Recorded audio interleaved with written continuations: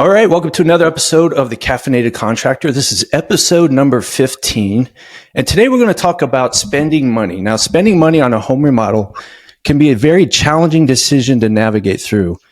And that's why I've got my friend Kevin Fink on today. Kevin is a financial advisor and a life coach, and he is an expert in this area in helping you navigate through a decision like this. So, Kevin, welcome to the show.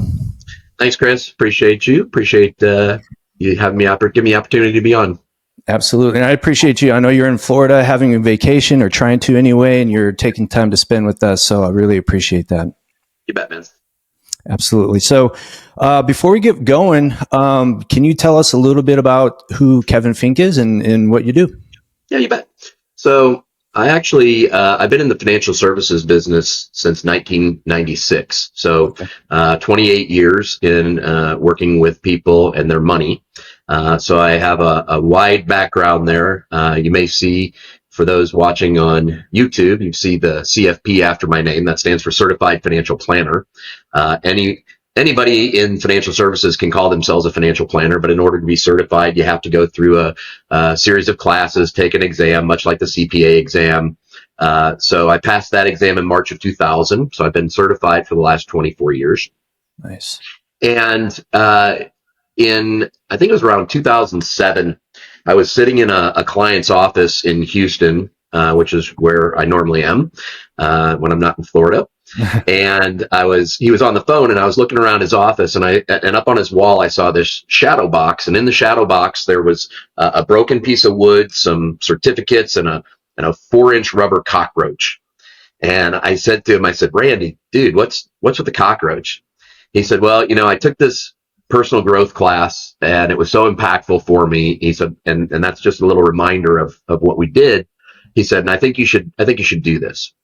And I said, cool, I'll do it, because I've always been about personal growth. And so I took this class, and it literally changed my life.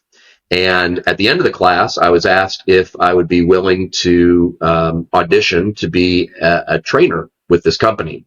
And I said yes. And so I started my journey in personal growth and human behavior and leadership development.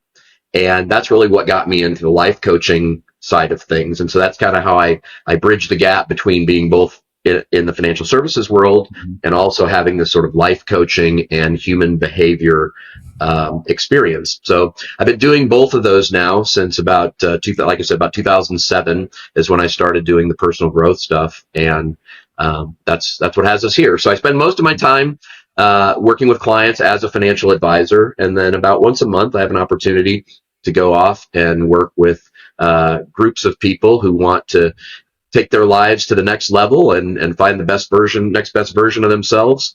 And it's a great balance for us because it lets me play with both sides of my brain.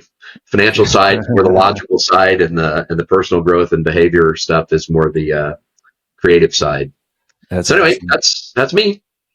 Yeah, and that's a lot of that stuff. I mean, you and I met in BNI. You hold the life insurance chair, correct? Right. So when we did our first one-on-one meeting, I didn't know all of this stuff, right? We were just, I thought maybe Kevin's a life insurance guy. Yeah. We got into this conversation. Gosh, hour and a half goes by. We probably could have spent a few more hours talking about this, and we decided to meet again to talk more about it. And the idea of this podcast came about from that. You and I really are into the same stuff. I think you're further along in the journey than I am. You're taking a lot more classes than I have. So it's very cool to have those conversations with you. And I think the audience would have a very good, would love to hear what you have to say on certain things, because specifically about home remodeling and spending money on a remodeling project, there's, it's a big decision to make, right? I mean, there's a lot of money that they're dishing out. A lot of people think of it as an expense rather than an investment. And I can speak from my own personal experience as a contractor. I'll send out an estimate, and they'll go silent for a little while, and I know that's just the price and stuff. Okay, so how can I help them out? How can I give them some tools to help them navigate through this? I'm not qualified to do that, and you are, so that's why I wanted to bring you on today too. So Let's discuss this decision-making process as someone navigates through a decision such as spending money on a home remodeling project. Where can we start with that?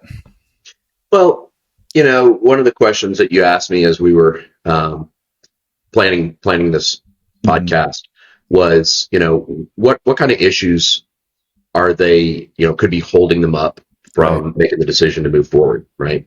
And what always comes to mind is, am I gonna get my money out of this, right? So most people, well, I won't say most people. I won't speak for most people.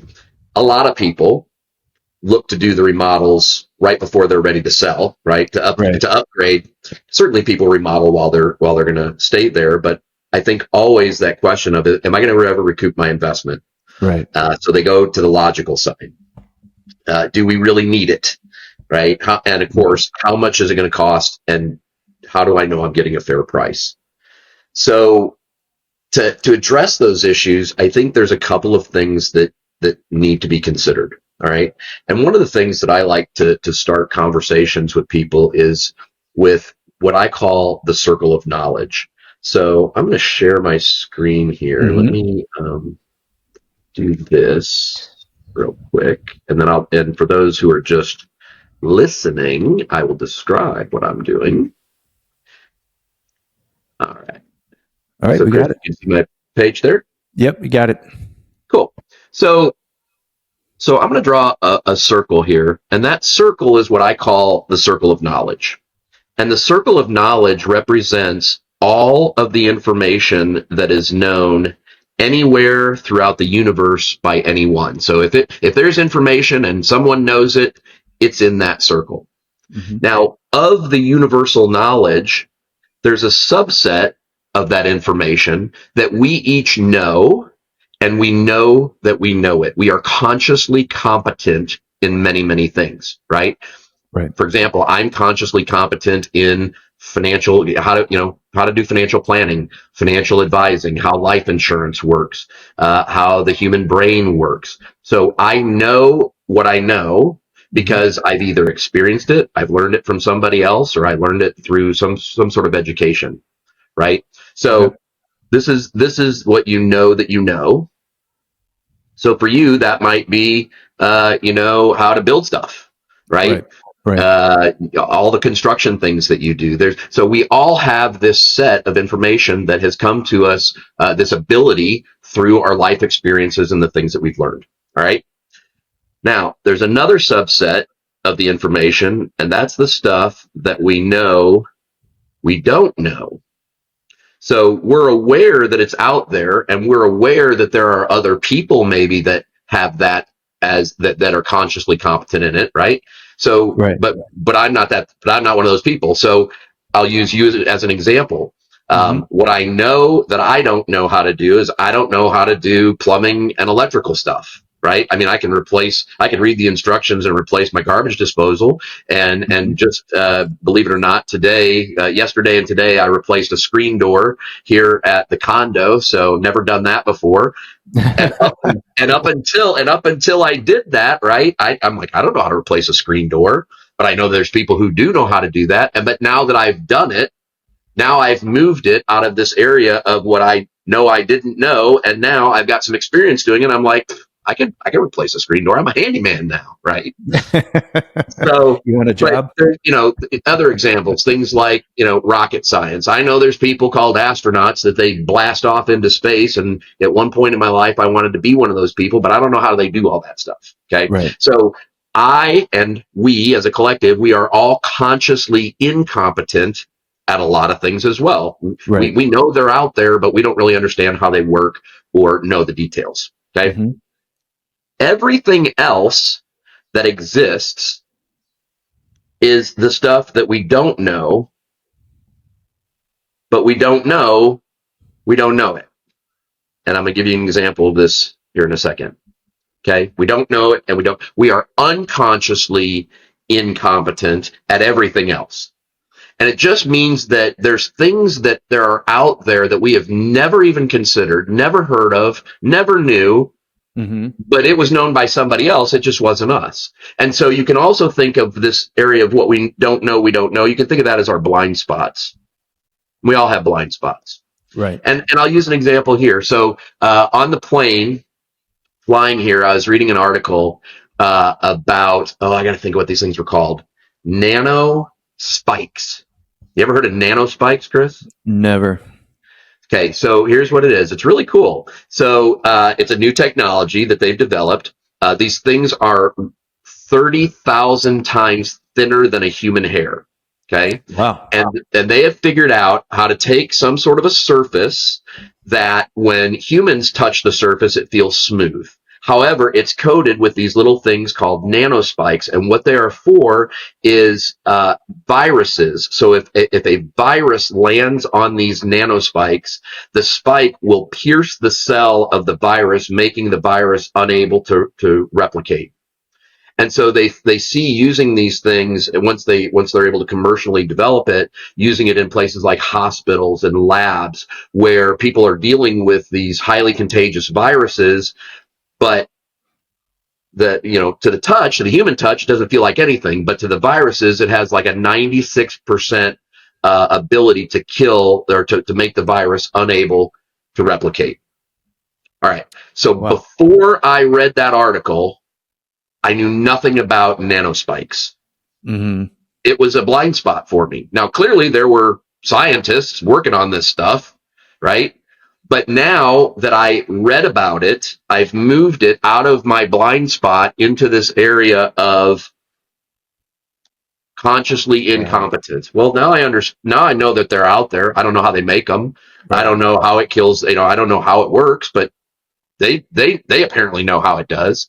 And so that's how we grow our knowledge, is by finding other people in our lives that have some experience and knowledge in an area that we either never heard of before, or we've Mm-hmm. heard of it but we don't really understand how it works. And then by learning from them, practicing it, doing it ourselves, that's how we move that information from one place to the next. Now, so why would I start with this as it relates to the question of, what can people do with this? Because there may be some things that I say during this presentation that the listeners will be like, I never heard of that before. Right. Well, that's right. It's been in your blind spot, Sure. right? And Sure. and, and we Yeah. all have them. So, the question was, how do we address these issues? How do Mm-hmm. we address the issues of, am I going to get my investment back? Am I, how much is it going to cost? How do I know I'm getting a fair price? Well, the second thing I want to share with you, and this may be one of those blind spots for some of the listeners, is our body actually has three brains. Okay. Now, when you and I first talked about this in the coffee shop, was that news to you? Was that something you'd ever heard before? Um, I never, the way you explained it to me, I'm like, okay, that makes sense, but I never heard the term three brains before. Yeah. Okay. So it was a blind spot for you, and Sure. hopefully I moved it into that area of, okay, I don't know what I don't know, or now I know what I don't know, etc. Mm-hmm. So we all know that we have a brain in our head. That's our Right. intellectual brain. But we also have a brain in our heart. They call it the little brain, and we also have a heart in our gut. Sorry, we also have a brain in our gut. My bad. Um, and why do I say this? Because science has proven that the heart and the gut have their own neurological system, Okay. just like the brain. Okay. And and the question is why. Mm-hmm. So whenever someone is faced with a decision, what I coach them on is to say, check in with your brain, right? Most people, as Westerners, as Americans, we have been taught to rely very, very heavily on what our brain tells us, right? Right. And we actually honor people who are intellectually better than the rest, right? They're so smart. Sure. Well, okay, but our brain just gives us one piece of information.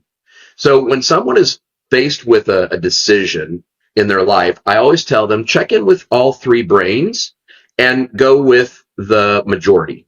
So what is your head brain telling you? So this question of, am I going to recoup my investment? Right?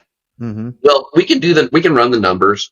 If it's going to cost me this and it's going to add this much value to my house when I go to sell it, does it improve my property value enough that I can recoup the investment? That's a mathematical calculation that we can Right. calculate, and we can figure that out, right? Mm-hmm. To Yep. some degree.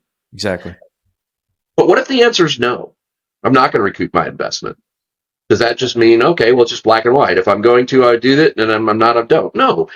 How long am I going to stay in this house? Am I going to do this investment, or am I going to invest in this remodel now and then sell it in 5 years? What's the value to me and my family of enjoying this upgrade to the kitchen or the bathroom, or strip it all down and redesign it? What's the value to me and my family? So check in with your heart. So that's where our heart brain comes in. Okay. So the head brain is the intellectual brain. The heart brain is the emotional brain, right? What's my Okay. heart telling me I should do? Man, if I had this kitchen remodeled, then I'd feel more comfortable being here. And, so I like to cook, right? But one of my Right. favorite things to do, and one of the ways I show love to my family is I love to make great meals, not just at holidays, but, on a Tuesday night, the kids come over. I want to make them what they want, but I don't want Sure. to be stuck in the kitchen while they're all out, enjoying themselves in the living room. Right. So what if I remodeled the house in such a way that the kitchen and the living room were together, so I could be in the kitchen, but I also could engage with them? That's not a financial decision. That's an emotional decision, right? Mm-hmm. So Mm-hmm. check in with your heart. What's your heart telling you should do here? And then finally, our gut. Our gut brain is that intuition, right? And in preparation, actually, for this call today, I was doing some research, and what the intuition is in our brain. So our brain is constantly processing information. There's so much information out there in our environment that our brain can't consciously understand all of it. Right. Studies have shown that our brain, our conscious mind, can handle 7 ± 2 bits of information at any one time. That's Okay. why a 9-digit phone number, we can keep a 9-digit phone number. We can learn a 9-digit phone number and pretty well be able to remember that. But if Mm-hmm. I asked you to remember a 15-digit number, if phone numbers were 15 digits, it'd be almost impossible for us to do that. Right. Okay. So, but all the other stuff that's happening around us, the brain, the unconscious mind still sees all that stuff. It's just we tell the brain what to focus on, what is it that we're interested in. So what's interesting about our intuition, that gut feel, right? You've heard the phrase trust your gut. Right. Where that comes from is that's all the other stuff that the unconscious mind can recognize about a particular situation, and it references back to what experiences have we had with something that's kind of like this. But it all happens in literally in a fraction of a second, but it gives that gut feel like, man, something here doesn't feel right. And it's usually a protection device. It looks for the danger, right? What's the potential danger here? And give me this gut feel like, man, you need to be in touch with this. Now, it's not always correct, so it's not like a black and Sure. white decision, Yeah. but they have determined that it really is an important component, and that it really is a valid thing. So as your contractors are out there working with their clients and helping them make these decisions, they could use this and say, okay, so what's your brain telling you should do here? Well, my brain says, yeah, I'll probably break even. Okay, Right. what's your heart telling you? Well, what do you mean by that? Well, think about, how is this, what would this change? What would this remodel, what would this do for you and your family? How would this Mm-hmm. help you connect with your family? Would it improve communication? Would it allow you guys to be together more frequently? What's that worth? What's the value of that? Right? We can't put a Right. number on that, Exactly. but you Yeah. can you can you can measure that with your heart, right? Right. It'd be different And for then everyone. finally, and by the way, we go with 2 out of 3. So they're like, yeah, it's I'm a break even. That's fine. But man, this, yeah, you just helped me understand. This is why I want to do this. Man, 2 out of 3. We don't even need to check with the gut. Boom, Yeah. we're going to move forward. But if they're like, well, yeah, I'm gonna break even, might lose a little bit, but man, I was sure would have a lot better, you know, memories with my family and be able to Yeah. do more things and say, okay, well, so now check in with your gut. What's your gut telling you should do here? And just let them be quiet. They say, you know what? My gut says, yeah, let's do this. Boom, 2 out of 3. That's the answer. Do you think that people confuse the heart and the gut? It's possible Mm. because again, as Americans, we've been taught to be somewhat automatons, right? Robotic in some ways, Yeah. especially as Right. men, right? Shove your Right. feelings down. Don't let them, never let them see you sweat, all that stuff. Sure. And Sure. the reality is that, yeah, it takes a little practice to get in touch with those feelings, those Right. emotions, that intuition, because we've never practiced it, right? Right. Right. Um, there there are cultures out there that they do practice that and Mm. they're good at it. But Yeah. so yes, it is possible, and you just have to help them. Like put it, the best thing I can use, the best example I can use for the heart is family, right? Yeah. Exactly. Family and relationships, Mm. right? Love. What's the place of love? How much more love would you have in your life if you did this? Now, Right. there are other non-financial benefits of remodeling, right?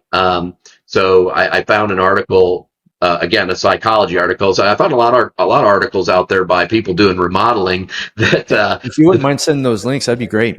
yeah, you bet. Excellent. But this is a blog from PsychReg. It says home renovation can offer mental health benefits, Ooh, I like right? that. And this was published a year ago in January of 23. Nice. So, a greater sense of control and autonomy, stress and anxiety reduction, healthier Mm. relationships, sense of accomplishment and satisfaction. What's the value of those things Right. to you as a human, not just how much money are you going to make if you do this thing, right? Exactly. I'm trying to think of an example where I used the three brains unknowingly, of course. And one thing I was thinking about is last month, I took my son to go see the Houston Dynamo soccer game, Yep. and we last year we spent some money we got some really good tickets, and it's got the all you can eat and the temperature controlled area. Yep. It's hard to go back to just normal seats after that, right? So, and then my 10-year-old son is like expecting that every single time. So we decided to go to this game last month, and I was looking at the tickets. I'm like, gosh, thinking of the money, right? Like, there's no way I'm going to get my money back on this, right? This is an expense. It's Yep. not a financial, right, investment because I'm not going to get my money back. Yep. However, looking at how excited my son is, thinking about the photographs that we would be able to have for a long time, the possibility of him getting a photograph taken with one of the players or more, right? Yep. And I'm like, that's a done deal for me. So that's my heart, right? Yep. So I look at my gut, and my gut is, if I understand it correctly, the subconscious mind, right? So I look at things that I've done and experienced in the past. Have I spent $300 in one night before, and did it put me out on the streets? No, it did not. Did I regret it? Maybe for a few minutes, maybe for a night, but after about a month, I was like, whatever, I spent the money, right? Right. So Right. 2 out of 3, I bought the tickets, we had fun, right? So that And would, that's a great example. And my guess is a month later, if you said to your son, "Hey, remember when we went and saw the Dynamo?" Boy, his eyes are going to light oh up, and yeah, he'll talk about that for years. And that yes, the value of that experience, hmm, it's priceless, right? It exactly, makes me think of those priceless commercials, right? exactly, yeah, Whatever, American Express or whoever it was that right, did them. It is. It's about the experience, and so it's not always about the financial, and it's not right, always about the logic. We right, we really got to learn to check in with those other areas, and it's important as a contractor or as a builder. Um, the more the more you can connect with people emotionally, the greater the likelihood is that you will close the sale. Because what I can Okay. tell you after 28 years in financial sales is that every decision is made Right. emotionally first, and then it's justified Exactly. with logic. But if they, and so that's why, again, for the people that are listening, the more you can learn to talk about the benefits of what this remodel is going to do. So don't talk about the features. We're going to have a new backsplash and we're going to have a new tile, and Right. the tile is 14 by 14, and it, okay, nobody cares, right? I mean, nobody, you might care, but Right. the prospect really doesn't care about that. What they care about is how's it going to make them feel, right? So, Yeah. and the more you can use feeling words, right, and get them to start thinking and picture themselves. There's a reason why. So realtors have been taught how to do this really well, right? So Mm-hmm. after you've built the thing and the realtor brings the prospect in, they've been taught to be like, okay, so imagine you're here Exactly. and you got the smell of the cookies going and you picture Right. yourself and it's Christmas and they paint this picture for them. What they're doing is they're connecting them to the emotion of the place. Exactly. That's what everyone who's in sales, and you guys are certainly in sales. I mean, Oh yeah. you're Absolutely. builders, right? But Right. unless somebody buys your building, unless somebody buys your construction, Uh-huh. then but you got to learn to connect with people emotionally and then help them understand the logic. But if Exactly. they're not emotionally connected to it, that's when they start looking at the price, right? Okay, that makes Because sense. if they think of you just as a commodity, like all builders are the same, right? I mean, all I'm asking you Right. to do is build a kitchen, right? Right. So, if your price is 30,000 and the other guy's price is 25,000, and I'm just looking at it as it's just a kitchen, it's a commodity, well then I'm always gonna settle on price. Mm-hmm. So how do you differentiate yourself outside of price? Help justify why your price is X% more, right? Right. Because Right. here's what we do. Here's the value we bring. So always, here's another little a tip for you from a sales perspective. Always talk about value. What is the value Right. that you bring? Because what we know is that money follows value, Exactly. right? And Right. and and unfortunately, we don't get to decide what's valuable. The prospect always gets to say what's valuable to them. Right. And so ask the question, how valuable would it be to you if you had, this, I don't know, if you're a chef, you like to cook and you like to be in the kitchen, how valuable would it be to you to have the water, right over the stove so you can fill your pot with water right there. You don't have to schlep it over to the side to the sink that's 4 feet away, Right. right? How valuable would that be to you? Oh man, that'd be great. Mm. That's the things I'm thinking about, right? That's the kind of contractor I am. I'm thinking about what's going to be the most valuable to you. Right. Learn to ask about what's valuable. Okay. And again, unconsciously, that word, so words have power, right? There's powerful words and there's powerless words. Mm-hmm. Value is a power word Yep. because it means something. When you say how valuable is that, and someone says that's valuable, you bring me value, they are reinforcing the desire to work with you. Mm. Okay. So So there's that. talking about the emotion, right? So let's just say, going back to, you mentioned people make decisions based on emotion, back it up with logic, right? So they're using the two brains. So they're using the heart and the brain.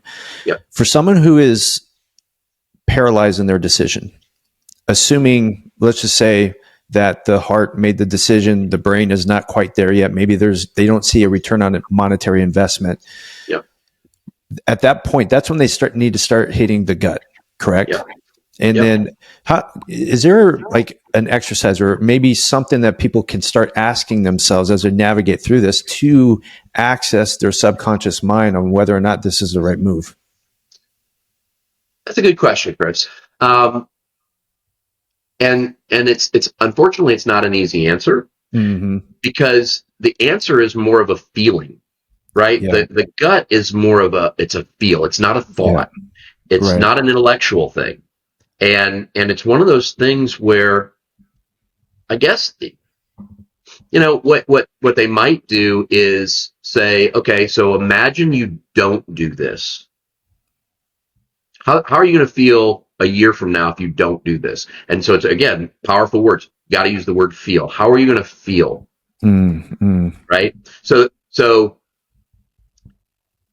brain is think, right? So what do you think about this? That's talking to the brain. How are you going to feel? That's going to be the emotion. That's going to be the heart and the gut, right? So how are you going to feel if you're still here a year from now in this house and you've been using your same old kitchen, which, Right. it's a fine kitchen. 1980 was a nice year, right? I mean, it's 44 years It was a ago, but good I mean, year. people like avocado green appliances. That's not what I mean. What's not to love, right? But yeah, how are you going to feel in 6 months or a year if you don't do this and you're still here? And that's the kind of question that gets them down into that gut. Like, man, I don't know. If I'm still doing the same thing, still looking at the same wallpaper, I'm probably not going to feel great. Okay, well, I like your question of, what's the worst that can happen if I spend this money? How long am I going to be upset about spending this money? Right. I mean, okay, so $300 versus 30,000. Yeah, it's a different number, but again, it's different. It's not that the $300 that was a 1 day expense. Right. $30,000, I might be living that for another 2, 3, 4, 5, 10 years. Exactly. Yeah. So ask them. So here's another thing, and I just thought of this. You and I didn't talk about this, but this is important too, because there's really, Tony Robbins. I learned this from Tony Robbins years ago. There's only two reasons people will ever make a change from status quo. One is they want to avoid some pain, and the second is they want to achieve gain. So they're either running from pain or they're running to gain. Right.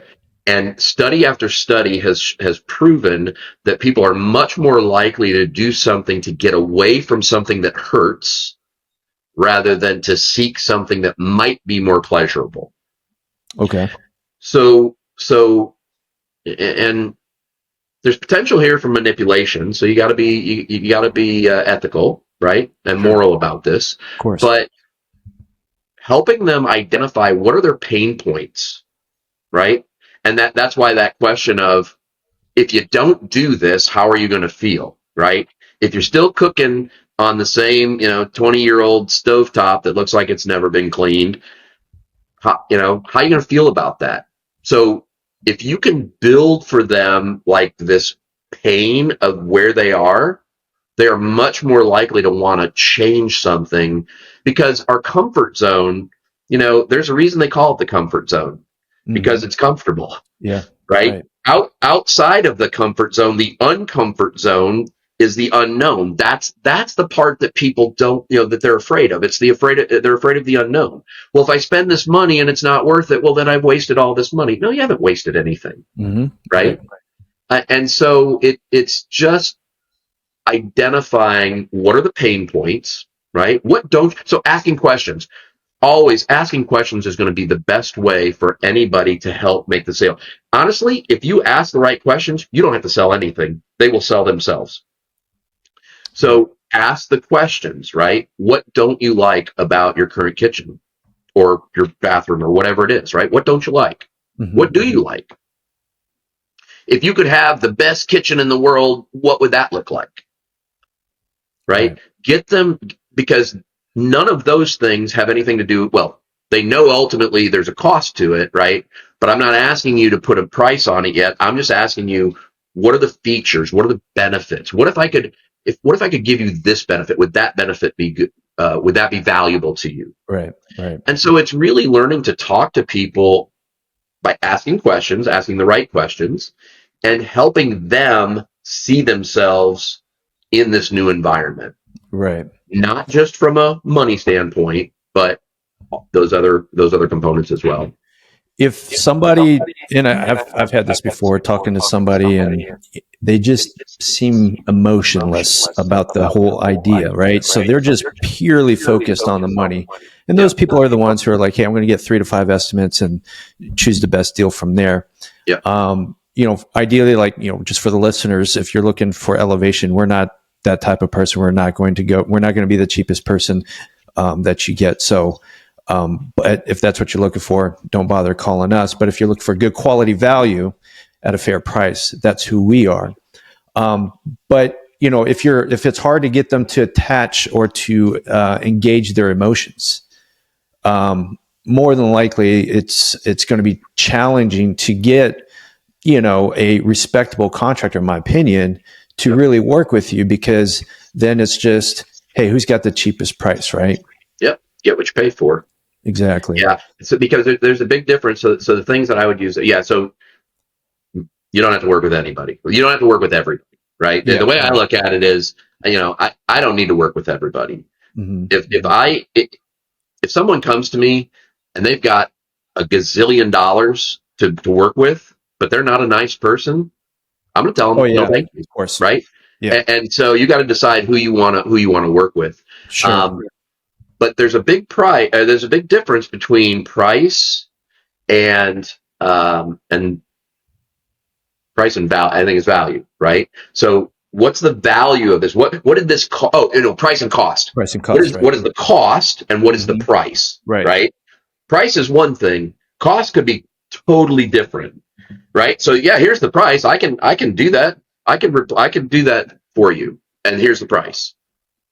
Right. But what it's going to cost you is you're not going to have this. You're not going to have that. You're not going to have that. What is that worth to you? Mm-hmm, mm-hmm, mm-hmm. Right. Yep. That's And so, and then that's where it gets back into the value. So if you can help somebody understand, okay, so you're just about the numbers. What else is, and I would just say to them, look, if you all you're concerned about is the bottom line, then I'm probably not going to be the lowest bid. Exactly. What you just said. Yeah. Yeah. And, I would say homeowners, you can easily get them to attach to their emotions. They'll probably get there before you even talk to them, more than likely. Yep. And then investors are a completely different animal, because it's majority of the time it's return on investment, cash on cash. Am I going to get my money back? Can I raise the rents? Things like that. And then that's where I'm seeing the investors are really kind of focused more on the price. Yep. Just so that way they can use it to get their return on investment. Absolutely. So unless you can convince them that doing it more expensively is going to somehow increase that rate of return, they're truly just coming from an investor. There's a reason it's called an investment, right? Yeah, I want to have little money into it, and I want to sell it for as much as possible. Right. Understanding that it's got to be safe and all that stuff. But yeah, if you're dealing with investors, you're going to have to sharpen the pencil. Yep, exactly. And yep, I've learned that. But we do have some really good investors that we're working with, so it's hit and miss sometimes. But you can say that about the homeowners too. Yep. So we talked really big into the three brains, using the three brains to move from the circle of knowledge. So the big area where we don't know anything about what we don't know, and then using the three brains to kind of move into the know that you don't know, and then moving into know that you do know. I did write down a question as you're explaining that the macro spikes, the nano spikes, nano spikes. So now they're in your know and in mine now, the know, but that I don't know. That's right. Do you have a desire to move that up to the next level? I don't. I'm not a nanophysicist or but I'm like, you know what? That's pretty cool. Yeah. It's an interest now that I may be like, hey, what's going on with the nano spikes? So I might follow that, but no, I'm never going to be the scientist that knows how to make those things or put it onto a commercial level, right? But here's the thing: nothing that you or I or anybody listening, nothing that we do well, were we inherently born with. Yeah. We learned everything, right? We all came into this world as an empty vessel. And we've learned from experience, from being taught, from things that we've studied, right? And those things that we find interesting and we dig deeper, we can move it into that unconscious competence, right? But if you read the book, Malcolm Gladwell, Good to Great, he talks about that in order to be an expert in anything requires about 10,000 Right. hours of study and experience. 10,000 hours, if you break that down into time, right? The average person works 40 hours a week, 50 weeks a year. That's 2,000 hours a year. They take, a couple weeks off for vacation. 2,000 hours a year, 5 years, there's your 10,000 hours. So it takes about 5 years of full-time study work. You could be an expert in anything. So if I wanted to be a nanospike expert, I could go back to school, I could get a degree, and I could go study that stuff. And in 5 years, I'd come back and we could have a whole hour on nanospikes. But no, that's not of interest to me. But what Yeah. is of interest to me is all this unconscious mind stuff, because I was not an expert of it. I didn't know anything about it, right? My Yeah. client, had I not seen that 4-inch rubber cockroach, someday I'm going to write a book that's called "It All Started with a 4-inch Rubber Cockroach," because it did. If I had never seen that thing and I had never asked my client, "What's the deal with the cockroach?" Right. I may not have ever started down this path, and we wouldn't be having this conversation today. I just thought of a question.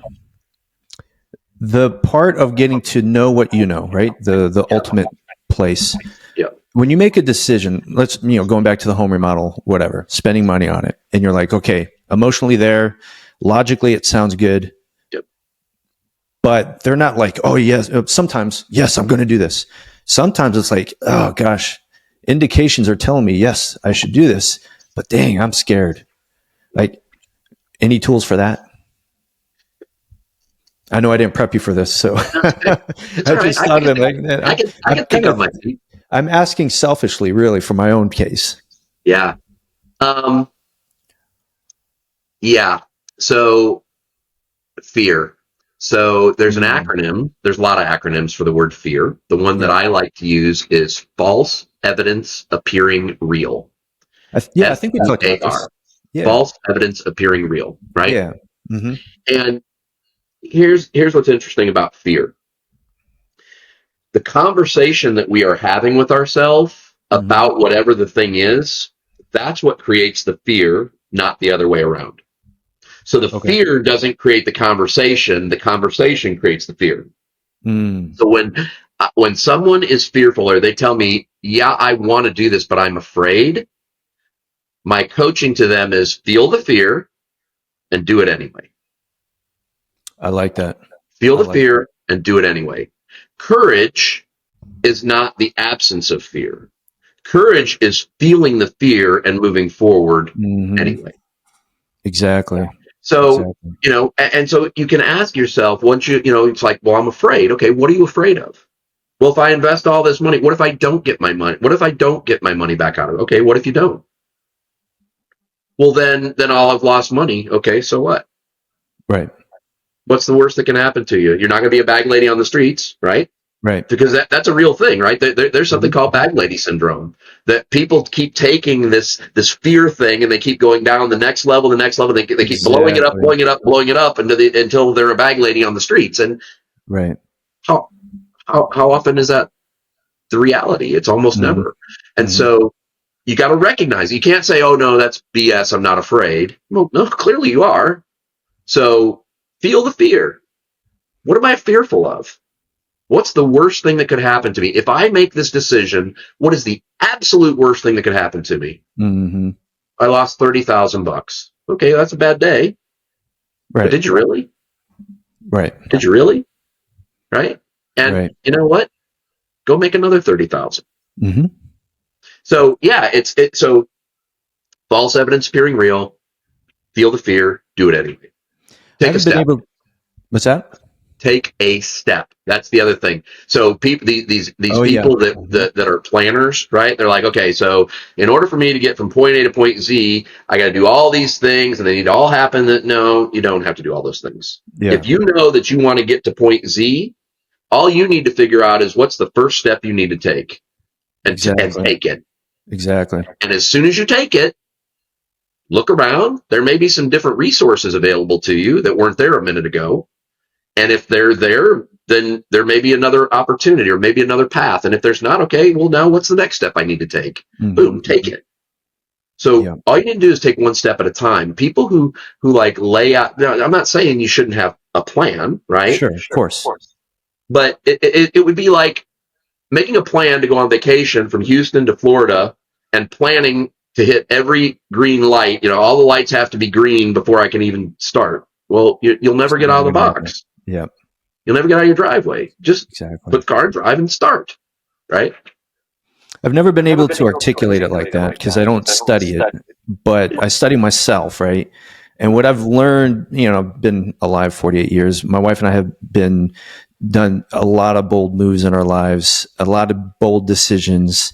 Some of them were great, some of them were not. But, what I found is every single time there's always a level of fear. Sometimes it's extremely high. Yep. And what I've learned is if I can back it up, emotionally, I'm there. It makes sense logically. Now that I can just, because of my experience in life, Yep. if I'm afraid of something, then that's more the reason why I need to go towards it, because there's something great on the other side, right? And in that process, you become a better person. You make better decisions as life goes on. You can handle that fear a little bit more, and then you start expanding even more. It's kind of like that book you just recommended to me, The Slight Edge. It's incrementally, you get better and better and better as you face those fears. And I know this is a deeper conversation than a kitchen remodel, but it's kind of along the same lines, right? Because you're afraid of spending money on a big project that could cost you $50,000 and it's coming out of your bank account, but you're thinking of it as an expense. And the money is there to trade for something of value, right? It's not to possess. If you hold on to all your money, you're never going to have anything. It's to trade for value, right? The value is one, you get to cook for your family or whatever it is. You get to invest in your family life, invest in your social life, and you get to feel great because that environment that you're in makes you feel really good about yourself, right? You can't put a price on that, like you said. So it's all relatable. It is. And at the end of the day, you know what?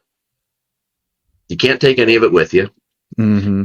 And all you're going to have at the end of the day when you're laying on your deathbed is the memories of the experiences that you had in life. You're not going to remember how much money you had in the bank or how much you spent on the remodel. You're just going to remember the times and the smiles and the laughter and the good things. There was one last thing that you said that made me think of something. Old timers kicking in. If it comes back, I'll email it to you, and you can put it in the notes. Sounds good. I think this episode convinced me to get a swimming pool in the backyard. Awesome. Well, Kevin, this is awesome, man. I mean, we could probably have a part 2 of this, right? Because it's so deep, and I love talking about this stuff anyway. Because selfishly, I get to learn and become better myself. But what if people want to reach out to you and they want the life coaching thing, or maybe financial planning, maybe both? Like, what kind of services do you offer, and how can they contact you? Sure. Yeah. So I'm full service financial advisor. So we do financial planning, investments, life insurance, other types of insurance, and then on the life coaching side, I do have a coaching business there too. You can find me on LinkedIn.